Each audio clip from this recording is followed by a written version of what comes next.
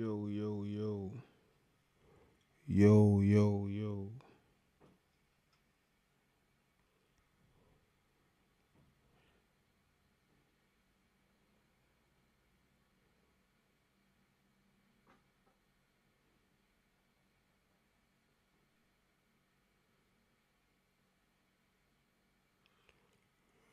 Unlisted. I should be able to see it. Well, let me see right here.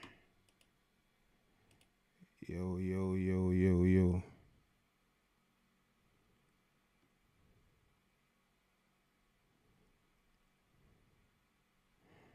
Okay. Alright, we look good.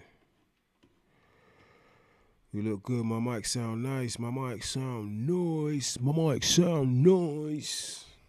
Alright, let's get it shaking. I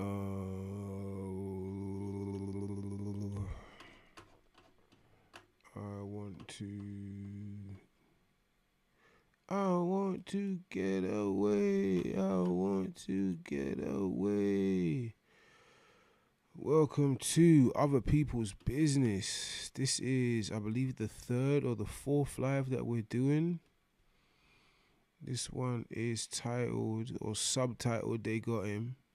We are talking about man like Luigi Mangione. I believe that's how you pronounce his name. Someone in the comment section, I'm sure they're going to let me know where I was wrong. Give me 1 second as I put us public. And we get ready to get this thing on the road. Let's go. Okay. So it is official. We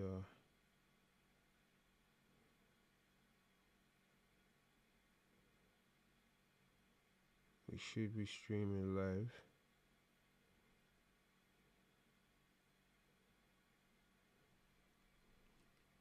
Okay, we're up and running.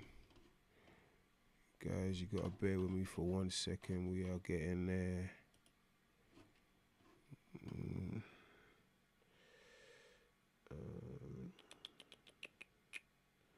Why is it not showing me? Stream. Share.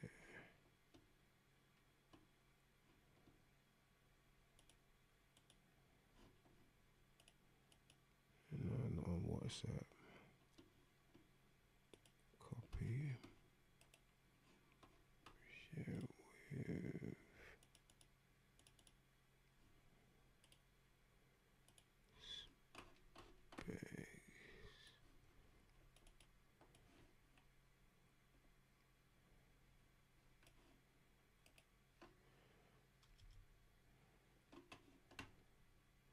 There we go. All right, guys. Welcome to Other People's Business. This is, I believe, our third live stream. Today we are talking about none other than Luigi Mangione. I believe you pronounce his name. Yeah, we're gonna cut into a lot of different perspectives on this. There's a lot of people talking about this right now, but there's no perspective like mine. This is none other than Other People's Business. Let's get this show on the road. I want to start with the Daniel Penny breaking news, if I can, with you, Tommy, because I've been sort of incandescent about this case, as I think you have from the start. The idea that a war hero is in his civilian life on a subway and watches a completely deranged lunatic threatening to kill people, and he apprehends him and prevents him from harming anybody, and in the process, clearly, accidentally, didn't mean to do this, the guy falls unconscious and then he dies. Yeah, see, this is my problem with Piers. Piers is a gaslighter. And this brother might not realize it right now, but he is there simply to represent Black Lives Matter, whether he agrees with Black Lives Matter or not, because they're talking a bunch of waffle as well. But Piers has seen this video with Daniel Penny, and you don't try and restrain someone for 6 minutes. Here's the issue with this guy. This guy is ex-Marine Corps, and I know people who have been into the military. It's different if you've been trained for the military or if you've actually been called to the line of duty. You've been to war, you've had to take lives, you've been given all sorts of medications to make you more aggressive, because in that moment when it's go, and this guy had no chance. Let me let Piers talk a little bit more.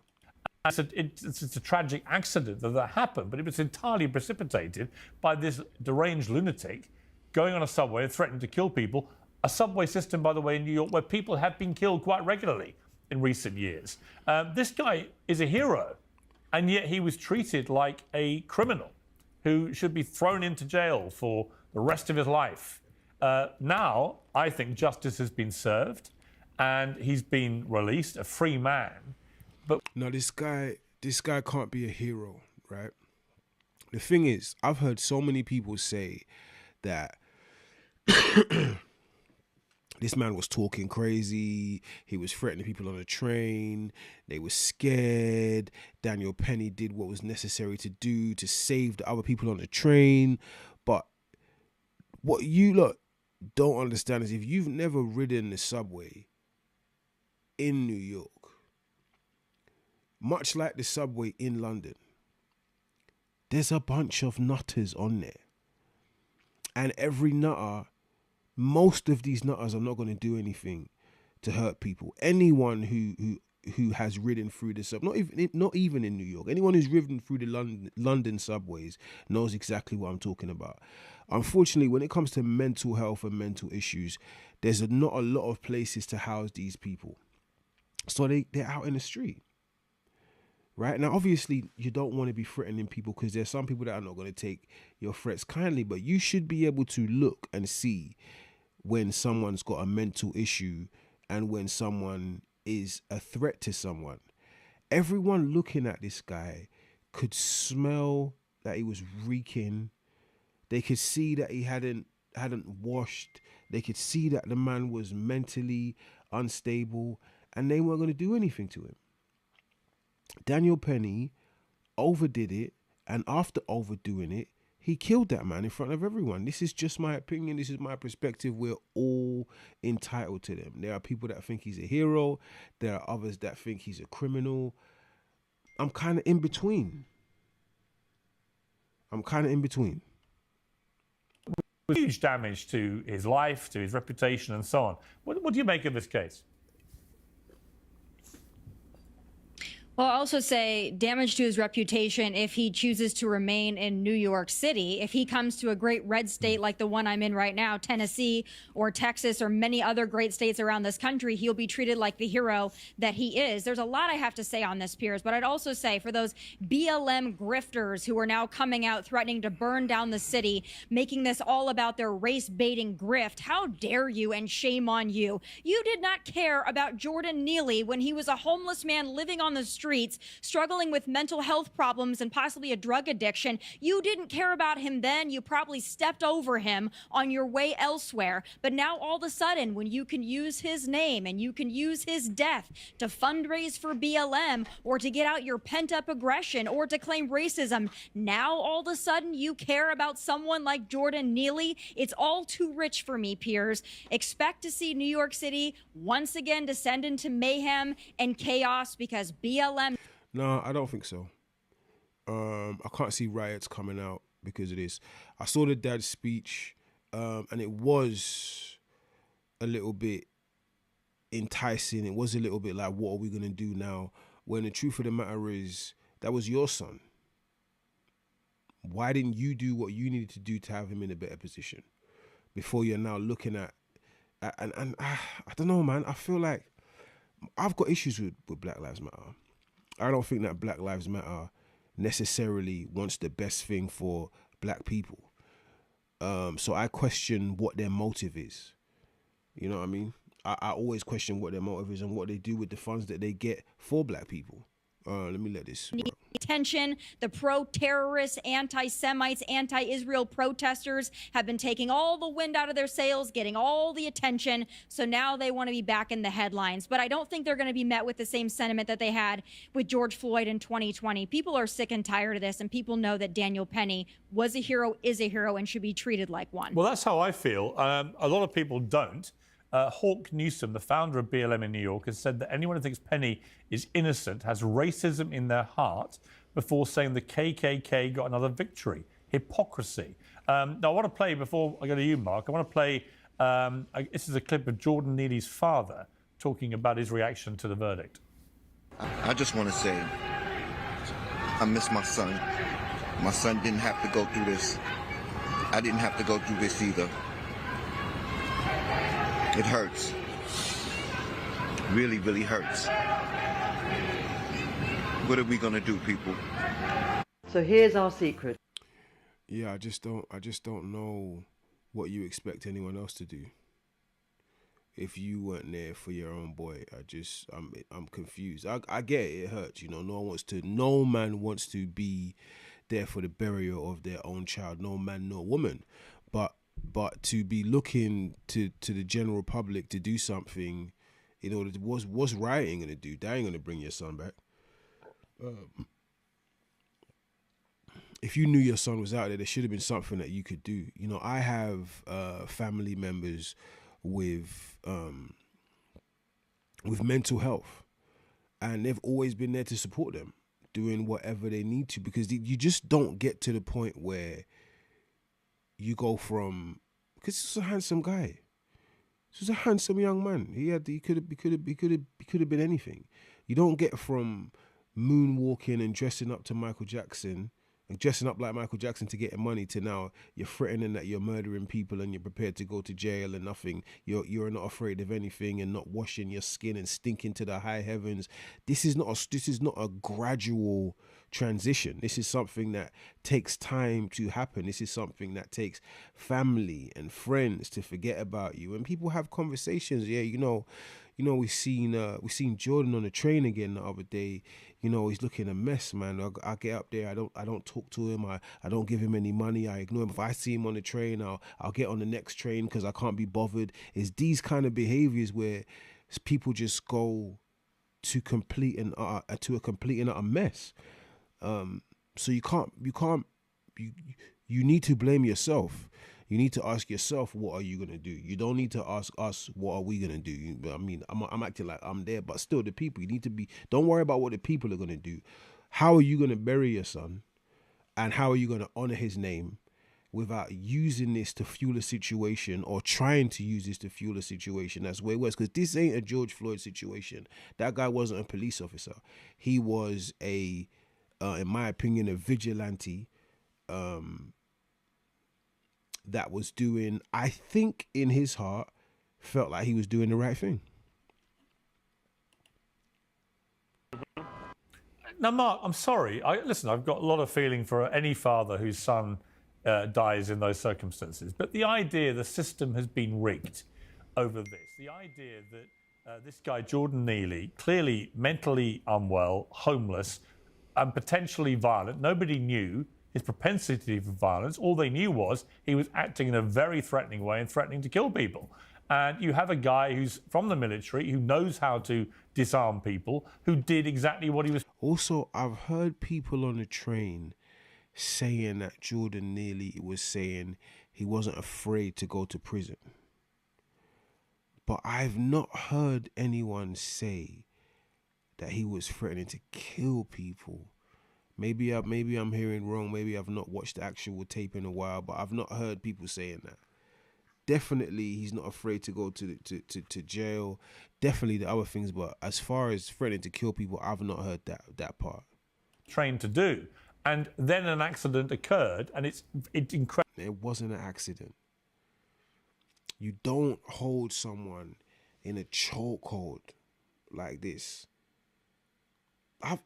And you know what? I can actually attest to this because I had a big cousin who was scary. We was most of the youngers were all afraid of this cousin. And one time, I caught him in a situation where he wasn't expecting, and I got behind him, and I caught him in a chokehold quite similar to the one that Neely was caught in. But I didn't hold it for 6 minutes. And this is someone that I actually was afraid of. Now, yes, granted, this is my cousin, but this is where you will find a situation where, you know, a cousin who's afraid of a big cousin because he doesn't understand that he needs to let go ends up in a fatal situation. But even me in my young adolescent mind knew that he's down. And there was way more of a chance of my cousin getting back up and beating me than Jordan nearly getting up and beating up Daniel Penny, because in my opinion the positions are now respected. The fear is now instilled. The respect is now put into place. Do you want to go back on the floor and lose breath again? Or are you going to behave yourself now? I feel like this is what was at play here. So I really just disagree with the point or the perspective of this needed to happen. I just can't see it. It'd be unfortunate. But he did not want to let this guy go in case he got up and carried out his threat. Are you really going to try and argue? I don't know if you are. I'm just pointing a question to you, really. But is this really the way it's being framed as a victory? Even the way he's asking him, are you really going to try and argue? My man's not even opened his mouth yet. You have I forget this lady's name. She's cute, though. The one with the blonde hair, right? She is representing your Texan, the right to bear arms, and Daniel Penny is a hero and would be a hero in any state. This woman right here is just waiting to discuss the assassination, and Piers Morgan is a gaslighter, right? So his whole intention is to drive a narrative in order to get these clicks right and get this thumbnail right. This gentleman right here doesn't realize that he is here to play Black Lives Matter, and Piers Morgan has just let the cat out of the bag for anyone who's with intelligence that's watching. KKK, that if you don't think this guy is guilty, you've got racism in your heart? I don't think that that's the dominant position from people like myself who are critical of what happened and who are disappointed in the outcome of the trial. I think it's too simplistic to say that anybody who disagrees with me is a member of the KKK or has beliefs like the KKK. I think that becomes almost like a straw man argument. I think there are a few things that we need to talk about with regard to framing. The first thing is, as you pointed out, Piers, this man is mentally unwell. This person was struggling with mental illness. That's very different than the initial introduction to this segment that you gave, where you said he was a deranged lunatic. And as you repeated multiple times, deranged lunatic, it would communicate to the audience and to everyday people everywhere that the only way to stop this person from, destroying the subway and killing everybody was to put him in a 6-minute chokehold. But he was behaving like a deranged lunatic. Sorry, Mark, he was. I mean, it's indisputable. Nobody knew at the time what his mental health status was. All they knew was he was behaving. He was behaving in a lunatic. No, I disagree with that. As I said before, I disagree with that. If you've ever ridden on the subways of New York, then you can see the difference between a deranged lunatic and someone who needs to be put into some kind of mental asylum. You can see the difference. It would take someone who has traveled these R trains and Q trains and N trains to understand, but this is not the first time that he's acted out like that. This is not the first time that passengers on the train have seen this man behave like that. This is a regular occurrence for this man. Now, granted, some people are probably tired of it, like, oh my gosh, he's trying to deal with this again. I'm just trying to get home or trying to get to work, depending on what time this was happening. Or you'll see him coming on the train. Because there's guys that are on the train here that you see them. There's one I can think of right now where he's so dirty and disgusting. It almost makes your skin crawl. And a lot of these guys are drug addicts, and a lot of these guys will use their drugs on public transportation, and these are just things that you did. It's just a bit heavy for me on the way home from work. So you can definitely get to the point where you're just like, I just don't feel like dealing with this. But you don't ever want to see these people get murdered. You want to see these people get help. Threatening and potentially dangerous. Nobody knew if he was armed. Nobody knew what he might do. People were terrified. So I'm afraid, for all intents and purposes, the guy was behaving like a deranged lunatic. It turns out, after the event, we discover he has mental illness. But let's not pretend that in the moment he wasn't acting like a deranged lunatic, because he was. I wasn't. I wasn't saying that. You interrupted before I could finish the thought. You would understand I wasn't saying that. What I'm saying is that someone with a mental illness may or may not be violent. Most people with mental illnesses in public space, according to all the evidence, all the data, are not violent threats. And so I'm saying that we should not presume that they are. I don't have an issue with you saying, hey, I'm going to subdue this person because I believe that they are unsafe for the particular context that we're in. What I take issue with is saying that I'm going to put them in a 6-minute chokehold because that's the only way to stop them from doing harm when we don't know that. And that's the additional piece of this. Out of interest, the second piece of this, Piers. No, Piers, you spoke uninterrupted, and so did the other guests. So let me finish the thought before you disagree with it, please. Fair enough. The second point here is I actually agree with, which is that there are systemic issues here. There's poverty, there's homelessness, there are all these things that a lot of the world does not pay attention to until there is a crisis. That's not a BLM issue, that's not a conservative issue, that's not a left or right issue. Yeah, stop trying to paint the man as Black Lives Matter. Never one time did he come up here and say that's what he was representing. The fact of the matter is we ignore this. The failure of the system here is not what happened on that subway. It's the fact that a person with mental illness can go untreated, unsupported, and houseless without any support, and then we end up with situations like this. Right, but for his father to be lecturing everybody in the way that he did, again... He's going to drag it. He's going to drag it. I agree with the brother at the end of the panel. He's going to drag it. Let's jump into what we all came reaction would be story, because Taylor's been waiting patiently here. So this issue of Brian Thompson, one of the top healthcare executives in the country, I'm just curious why your first reaction would be to his cold-blooded execution. And people wonder why we want these executives dead. And then you later commented when people were giving you a lot of blowback, I'm not alone, you said. Healthcare executive down with party balloons was on a next post that you commented on. Why would you be in such a celebratory mood about the execution of another human being? Aren't you supposed to be on the caring, sharing left where, you know, you believe in the sanctity of life? I do believe in the sanctity of life. And I think that's why I felt, along with so many other Americans, joy, unfortunately, you know, because it feels like... Yeah, joy is a wild thing to say. And I get it, you know.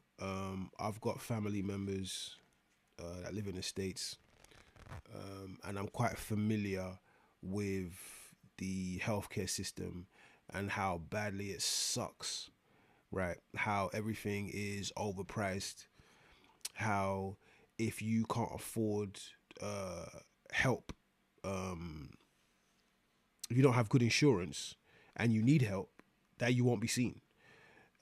If you got bad teeth and you need dental care, you'll be seen by students. I know how terrible the medical system is in the States, but to be overjoyed or joyed that someone has been killed, for me, that's a little bit heavy. And this is a sentiment that is, she's not wrong. A lot of people are agreeing with this.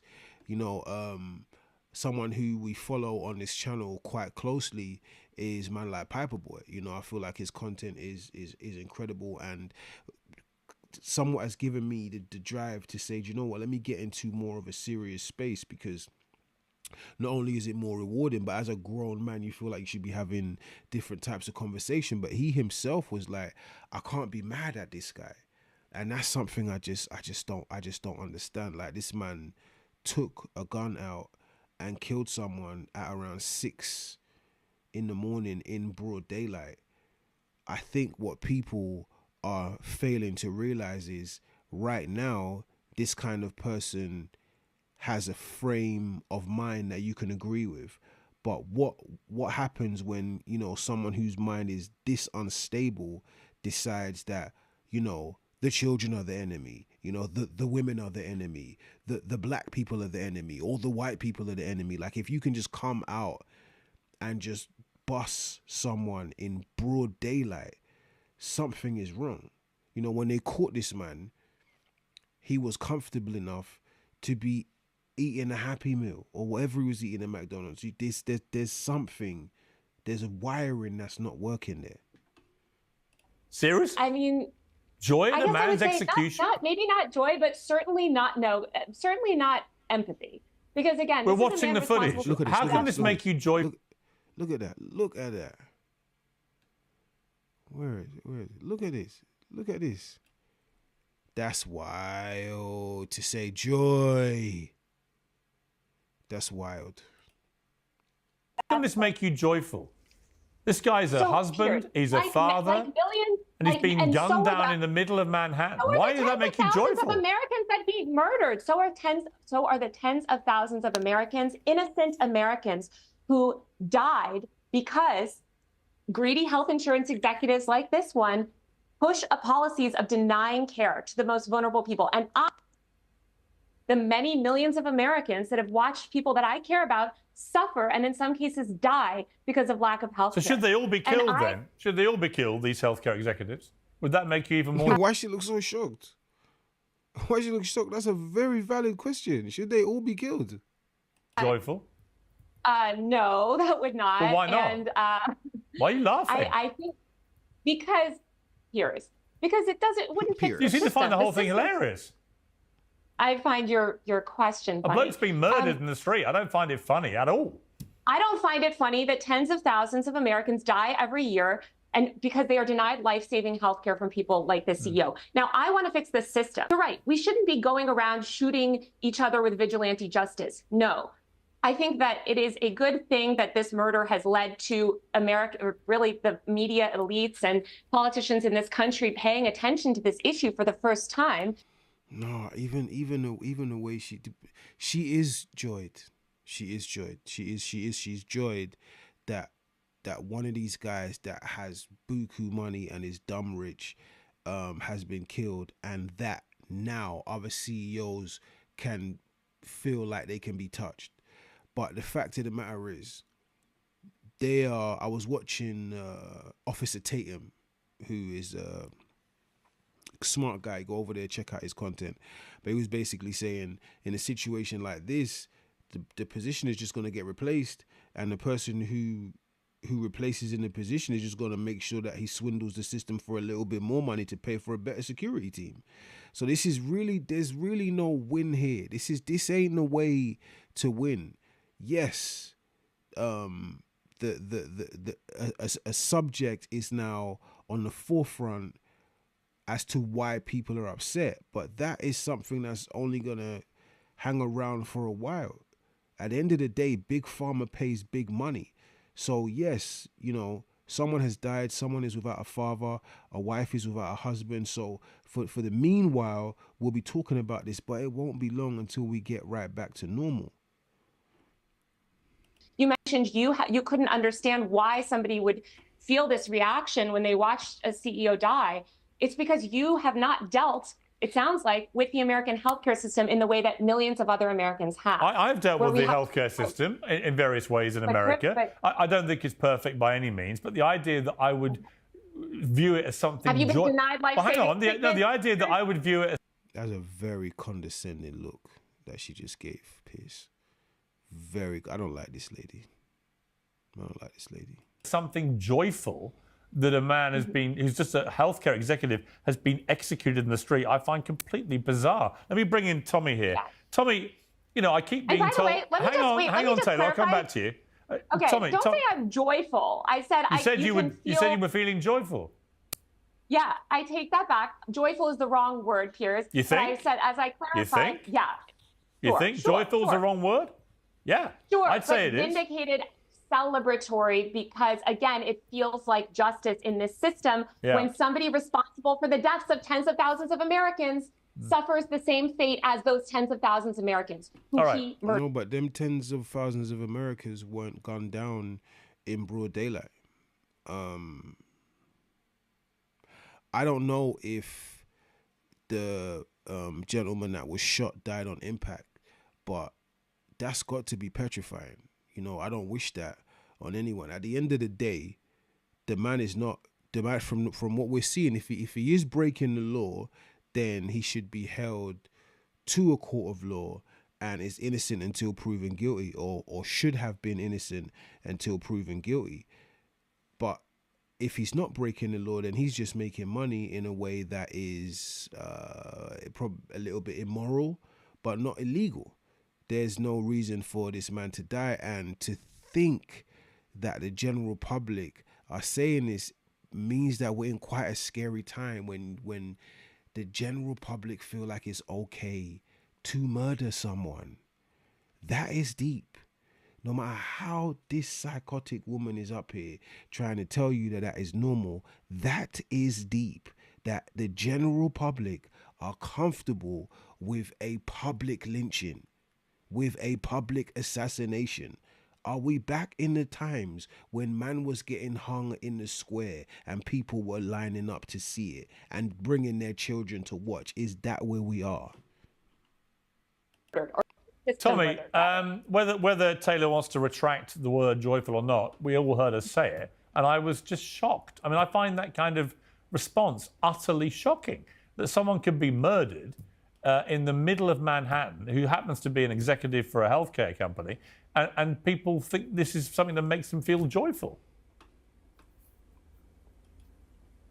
Yeah, this is still the remnants of the incredibly bratty Occupy Wall Street movement that's morphed into 100 other movements by now, all equally as disgusting. But to celebrate the murder of a husband and a father simply because you disagree with his position at a company, or you disagree with the company, or you disagree with the system of healthcare that we have in the U.S. is quite frankly sick, twisted, and disgusting. Why you'd celebrate anybody's murder, especially just an innocent man who you happen to disagree with, is really shocking to me. But it also just goes to show that the left, and many on the left, have a tendency to believe that violence like this... No, it's not just the left.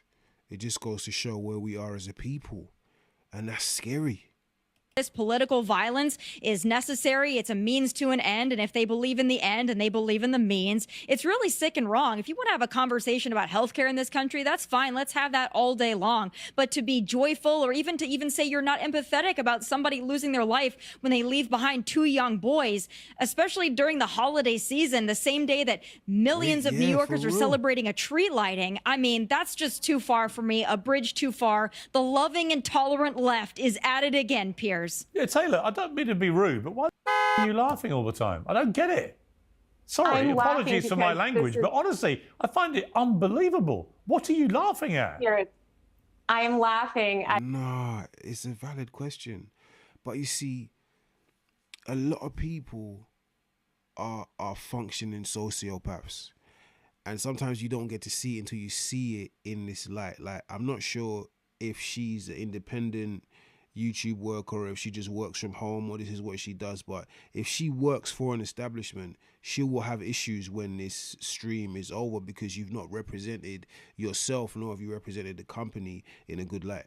Tommy's insane mischaracterization of why people are angry. It has nothing to do with Occupy Wall Street. This is a feeling that people feel across the left and the right. You mentioned Ben Shapiro earlier in his video about the healthcare exec. I encourage people to check the comment section on that video, okay? 100% of America is united on this, or rather the majority of America is united on this. We do not think that this healthcare system that is murdering, again, thousands of innocent Americans, who, by the way, Tommy, also have families, also have children. These people are being killed by our barbaric and evil for-profit healthcare system. And I agree, we should not necessarily go around shooting people in the street.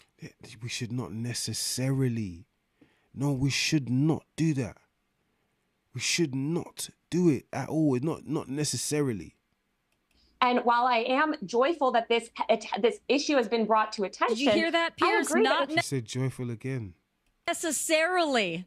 It's just unbelievable. They shouldn't be shot in the streets. They shouldn't be shot in the streets because, again, it doesn't solve the systemic problem. You could UnitedHealthcare will just appoint a new ghoulish CEO. The point is that we need to fix these systems so that, again, people like Brian or whoever is in charge of these companies stops murdering tens of thousands of innocent Americans. That is the crime. Let me bring in Mark on this. I mean, Mark, I'm sorry, but there's just no justification for laughing your way through a segment like this, talking about how joyful you were that this happened. Is there? Again, Piers, I'm not joyful that it happened. Sorry, Taylor, I'm asking Mark, not you. Well, then stop. I heard you. You said it. You may have recanted it, but unfortunately, no, I'm clarifying it because unfortunately, again, as you know, this show keeps receipts. We all know what we saw, and we all know what we heard. I'm not denying that I said it, but I'm denying that your interpretation of it, which is an insane. I know what joyful means. It fills you with joy. I'm joyful that people are paying attention to this issue. No, you were joyful that he got murdered. That's what you said. I am. Then you realised what you said. Then you realised what you said. Yeah, exactly. Yeah. And I'm clarifying it for you. And you thought, that's going to make things even worse for me. Mark, let me bring you in. Just to be clear, things are great for me because, again, I am on the side of the rest of America, which believes that this for-profit healthcare system. Actually, you're not, because most Americans do not think they felt joy in that moment. It's you. No, because, again, I didn't feel joy in that moment. I felt joy. You did feel joy in that moment. You definitely felt joy in that moment. You enjoyed it.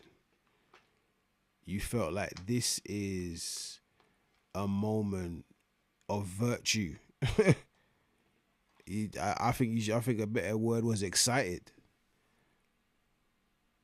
You told me you did. Paying attention to this issue. You told me you did. Again, you're misinterpreting. No.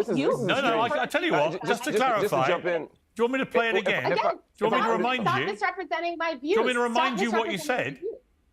Do you want me to remind you? You can repeat what I said all I want, but again, you're misrepresenting my views. I am telling you how I feel. Social media will remind you later. Don't worry about it. Mark, again, Piers, I'm glad you're Taylor, able can to you get show some manners to your other panelists, please? Mark.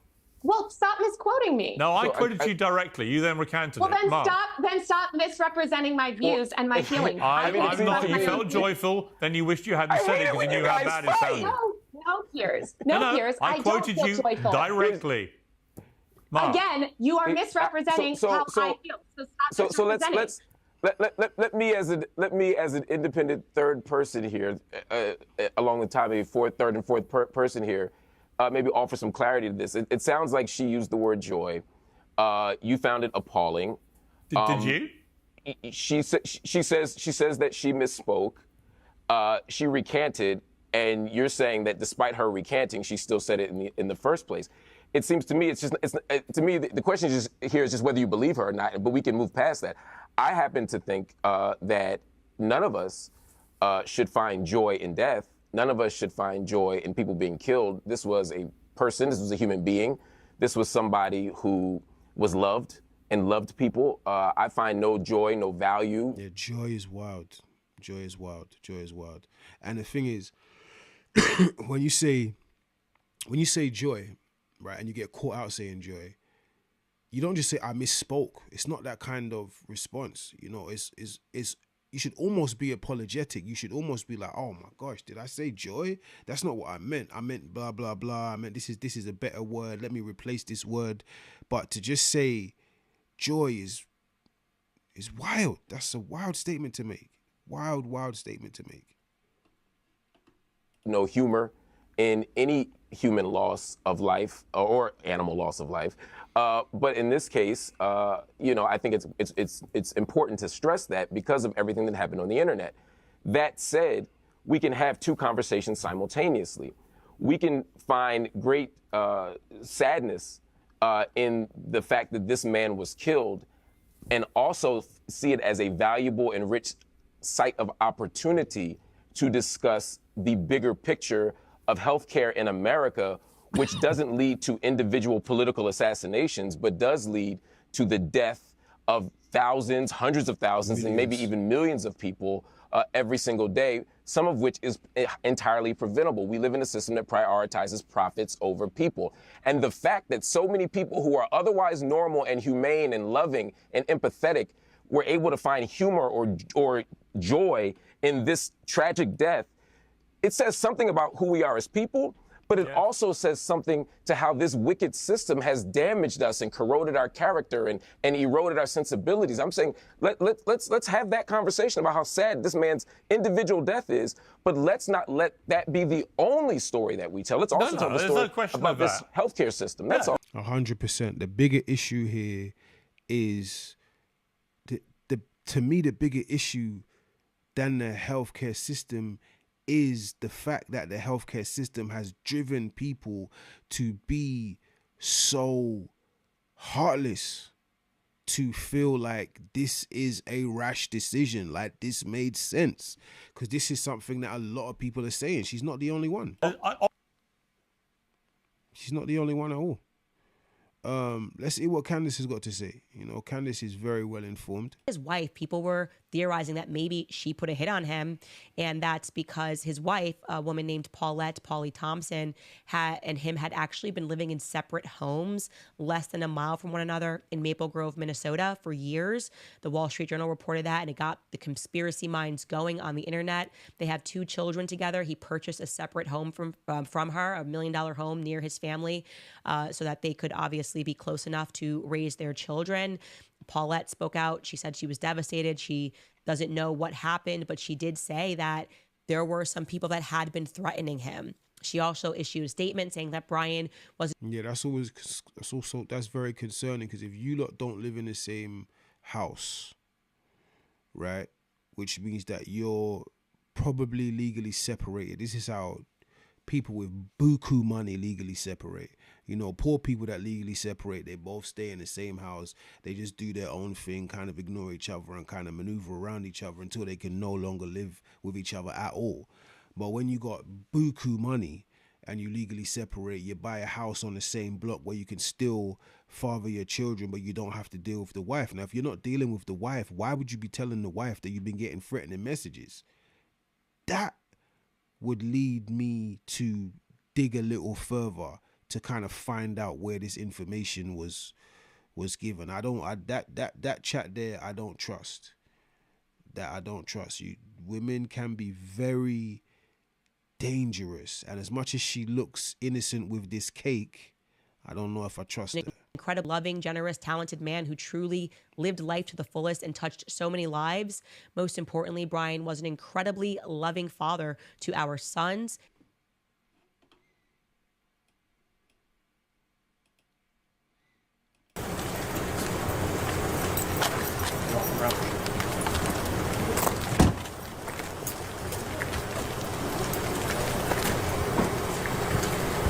In some dark corners.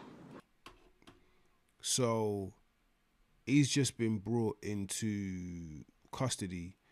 And I saw another video recently of him in a orange jumpsuit. So he is now state property. I don't believe it's federal. I think it's state. This killer is being hailed as a hero. Hear me. McDonald's this morning. Breaking details in the arrest of Luigi Mangione, the 26-year-old man police believe shot and killed UnitedHealthcare CEO Brian Thompson. It was a peaceful arrest, first and foremost. The officer quickly recognized the male as the suspect from the shooting. And within several minutes, seconds of the first contact, he had asked the suspect if he had been in New York City recently. And that really invoked a physical reaction from the suspect. He became visibly nervous, kind of shaking at that. Yeah, I think there might be some mental health here. Because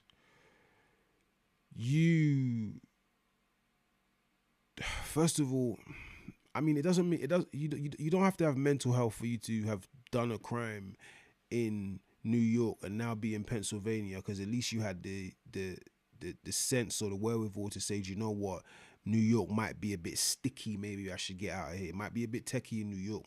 Maybe I need to leave the state. So he ended up in Pennsylvania, but to be just chilling in McDonald's eating. Like, you gotta think.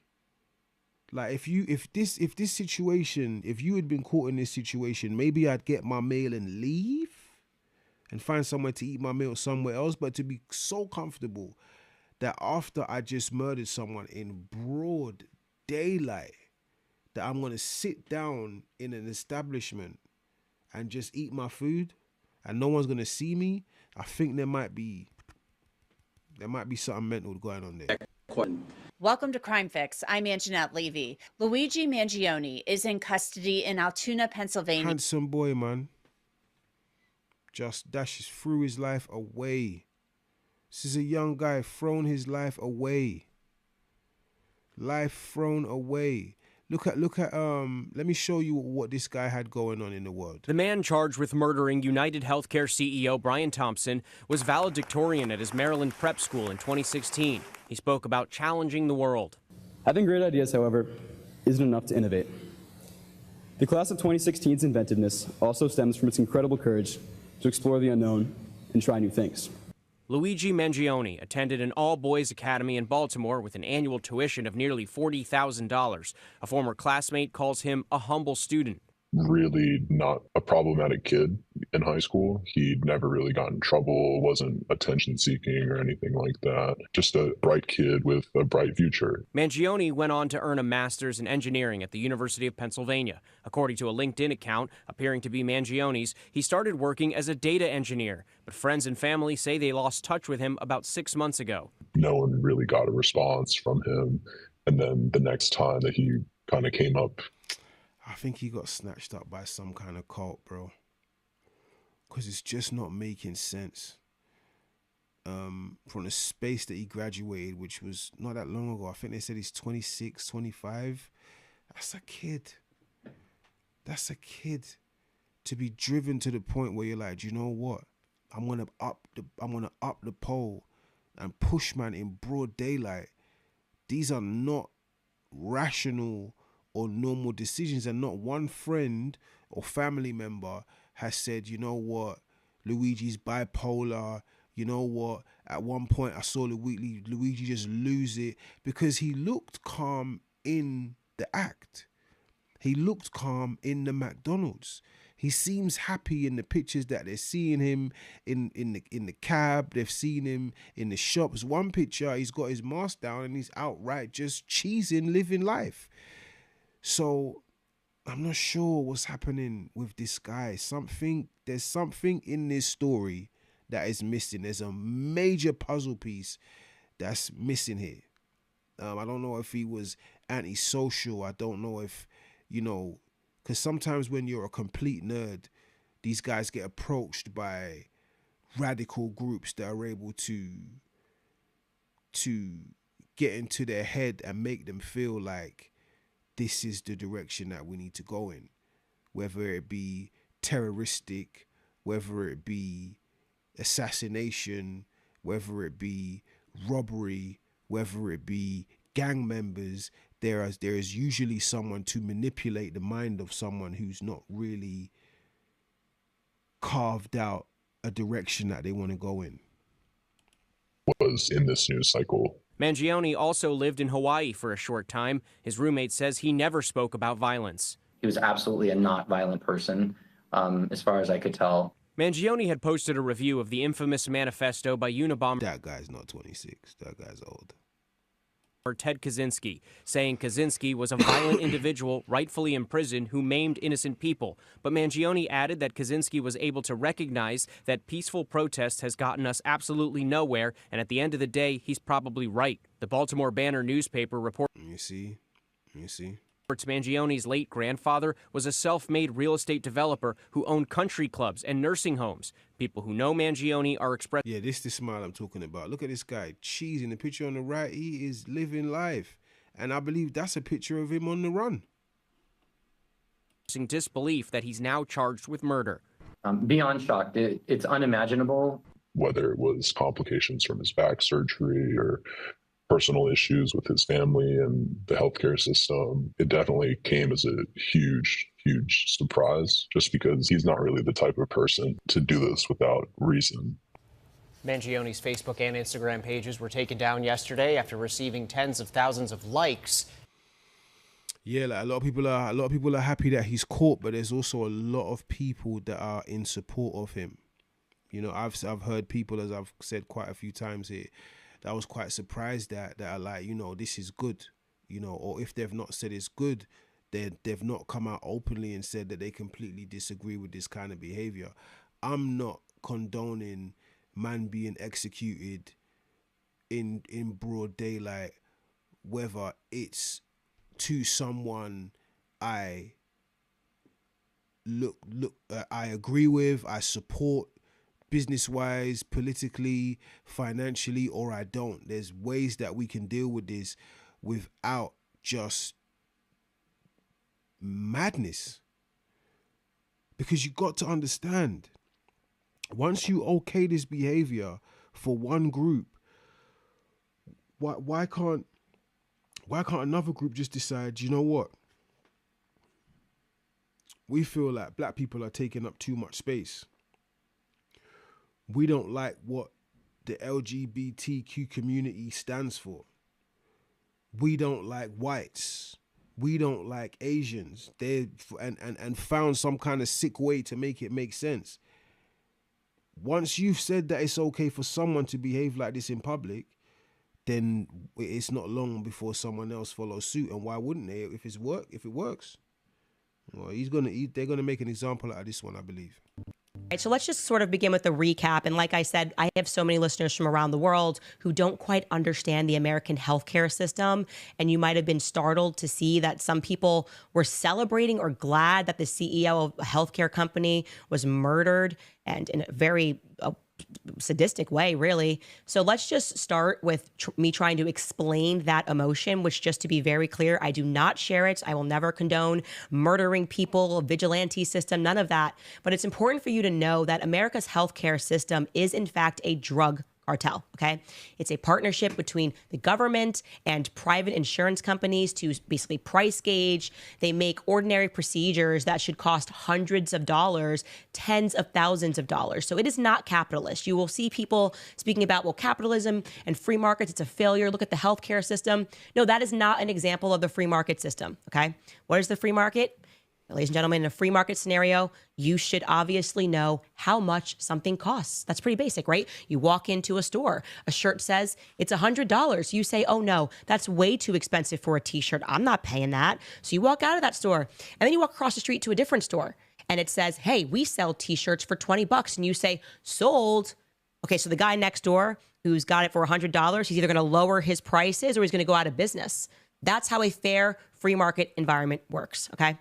In the healthcare industry, you walk into a doctor's office. You have no idea how much anything costs. They can't tell you. Sorry. They can only tell you how much. She's gonna drop a lot of gems here. You know, Candace is usually someone that's very well informed. Make sure you go over there and check out her content. She's probably one of the illest content creators in the space. She's definitely a gaslighter, but she's cold though. Things cost after you have had the procedure. You get sent a bill and your insurance company pays maybe some of it, and then you kind of have to pay the rest. You pay deductible towards that bill that you don't know how much it's going to cost into the future. And you basically have to keep paying your insurance company in advance of you even getting ill or getting sick. And your insurance company also tells you exactly which doctors you're allowed to go to. You can't shop. You can't be like, well, I think this doctor's better. It's like, no, this is your healthcare plan. These are the doctors that you can go to. And of course, they're doing all of these deals behind closed doors, and the patients are completely blindfolded, okay? So what happens if you had just removed these insurance companies? What happens if you had removed these major insurance companies like Brian Thompson, UnitedHealthcare? Well, everything good is what would happen. A great example of that is laser eye surgery. So that procedure used to be covered by insurance, and it therefore used to cost tens of thousands of dollars because they're like, we're making up the prices as we go along. Ha ha ha, $30,000. Then the insurance company said, you know what? We're not going to cover that anymore. We're not going to cover LASIK eye surgery because we consider it to be cosmetic. So guess what happened? Doctors started competing Yeah, you had to walk into the store, you'd see the price, and the doctors had to compete with one another. Yeah, it's true. LASIK eye surgery used to be quite ridiculous. This is an old practice, though. This is something that's been happening, I want to say, since the early 2000s. Today, the average price of LASIK eye surgery for both eyes is just $4,100. That is the average price, 2023, $4,100 for both eyes. That's incredible. That really is incredible. And I wanted to explain that to listeners because, like I said, you may not be aware. It don't work, though. It don't work, though. Like, a couple of people I knew that's had LASIK eye surgery, they're using glasses again. It's a temporary fix. It's a drug cartel. And so you have this guy, Brian Thompson, okay? Brian Thompson Listen to this. Listen to this. Listen to this. Was the CEO of UnitedHealthcare. They're a big guy, big fish. He was preparing to host the company's annual healthcare conference, which was taking place at the New York Hilton in Midtown. He was set to announce the company's hugely profitable $450 billion projected revenue for 2025 because they're just stealing from people who don't have money, who can't afford procedures. They're owing their healthcare companies because they suddenly got sick. It is terrible. And here's the reality. When you understand that it's a drug cartel, you also have to accept that sometimes in drug cartels, people get murdered, okay? I know that these people are wearing suits, but what they're doing is in fact criminal. I am really against everything that is happening. Hopefully RFK Jr. will shake things up. I don't know. I don't know if you can use the word cartel. I think this is just Candace gaslighting, man. I don't know if you can use the word cartel. I'm pretty sure that cartel has something to do with violence. A cartel is a formal agreement between a group of producers of good or service to control supply or to regulate or manipulate prices. Cartels often fix prices, define trading terms, and allocate trade or market share rules to achieve economies of scale. And that says nothing about violence. Okay, all right, Candace. And it's back to our timeline. So you've got Brian Thompson, and he normally is accompanied by his in-house security, which is paid for as a part of the job by UnitedHealthcare. So imagine you work as a CEO of a healthcare company, and they're like, "We're going to pay for you to have around the clock security." Like that's what the executives get as a part of their package, around the clock security. Now, if you're wondering why would an executive need around the clock security if they're in the health industry, it's because cartel lords make enemies, and they understand that. That's implicit in them giving them the security package. So for whatever reason, on this particular day, his in-house security was not with him that morning, despite the fact that they did travel with him from Minnesota. Yeah, which this is where it's starting to look like there was some kind of setup. Because if you're if I pay you to be security for me, then when I leave, you need to be there. When I come back, you need to be there. When I go to sleep, you need to be there. When I wake up, you need to be there, because that's the whole reason that you've been paid, is to make sure that I stay alive. And if I don't stay alive, then someone has failed in their job. And I can't write you up if I'm gone. Minnesota to New York City. He lives in Minnesota. That's where his family lives. But for whatever reason, and that has not been made clear yet, they were not with him in the morning when he was made to be hosting and speaking at this conference, talk about how much more money they were going to make scamming the public. And at 6:45 a.m., he was supposed to begin his remarks at 8 o'clock a.m.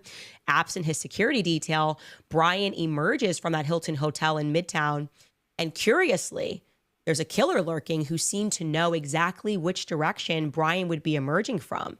And he's just loitering nearby the exit. This is what makes me think the wife is involved. Can't trust no one that's holding cake that they're probably never going to eat. I think the wife's involved. I think the wife is involved. He then fires 3 times from behind, and we can't show you this video. I wish we could. I don't see why not. It's news. We could obviously say, like, you know, but this is, it's violent, but it's important for people to see this because Brian's walking away and he shoots at him, and then his gun gets jammed and he instantly unjams it and he shoots at him twice more. And at 6:48 a.m., see, this is something I don't understand. Anyone who's watching this now or anyone who watches this later, you know, put in the comment section and let me know what a 3D printed gun is. I don't understand that. You know, my mind is old. When you say printer, I feel like you've printed something from a printer. I don't know how you get a 3D printed gun. I'm confused. The suspect was then seen riding an electric bike in Central Park, and that had been the last known sighting of the suspect. We've since then learned from CNN that the alleged killer, dropped a phone, dropped a bottle of water. Oh my gosh. He's dropping everything. This guy's not professional at all. An alleyway nearby. Very quickly thereafter at 7:12 a.m. So that shooting took place at 6:45. By 7:12 a.m., Brian Thompson was pronounced dead at the hospital, according to the police. Obviously terrible, but then things get really crazy because authorities then found engravings on the bullets that were used by the assassin. And the words that were engraved onto these bullets were deny, depose, and defend. Words which are eerily similar to a 2010 book which condemns the insurance business. And that book is entitled Delay, Deny, Defend. Subtitle, Why Insurance Companies Don't Pay Claims and What You Can Do About It. Okay. And this is wild because this is what people are quoting now that the guy's dead. This is where we are as a people. There's people that are saying this guy's like a real life Robin Hood. When Robin Hood took money from the rich and gave to the poor, Robin Hood didn't unalive anyone. That tells us this guy targeted him for a reason. He is correct that, yes, it is all fraudulent and we should change the system. But no, we don't just go murdering people. That's not the way that we do that. Okay. Going back into our timeline, at 11:20 a.m., the New York PD released images that were taken at a hostel on the Upper West Side of an unmasked person of interest wanted for questioning in relation to the shooting. Now, this is funny because at the time, the internet was going, this doesn't look like our guy. The backstory of this is at the hostel, despite the fact that this man wore a mask the entire time, he took down his mask to flirt with the front desk lady. I think she said, like, let me see your face. And he like smiled. And so it's very like men always come apart with women. It's just like interesting that is how we were able to get this image is because he was flirting with the front desk lady or she was flirting with him, whatever it is. Anyway, so they say this is the guy that we're looking for. And the officials began extensively canvassing all of the video nearby, again, led them to that hostel in Upper Manhattan. The employees at that hostel said they were... None of that stuff is what brought them to him. It's the people at McDonald's. All this high tech, all these drones, all this stuff became useless when it came to finding this person. It became someone at McDonald's that is doing what McDonald's people do, talking, that's got this guy caught. None of that high tech, none of these police, none of these, federal agents, none of it. It all was from a lead from a McDonald's employee. Remembered him. They remembered him particularly because he was wearing that hooded jacket, which was identical to the shooter's, and because he never lowered his mask, save that one point. Police sources also told ABC News that the man was flirting with the woman who checked him into that hotel. The hotel's name, by the way, is High New York City Hostel on West 103rd Street in the lead up to the killing. And like I said, when she said, let me see your smile, that's when he pulled down his mask. That is how we got that image. Now, there was much ado about his backpack, a Peak design backpack that was recovered in Central Park by the NYPD that allegedly belonged to the suspect. It only had 2 items inside of it, a Tommy Hilfiger jacket and Monopoly money. So this kind of made it clear of why people were recognizing correctly that his jacket had changed, that the jacket at the hostel did not match the jacket, which we're going to show you.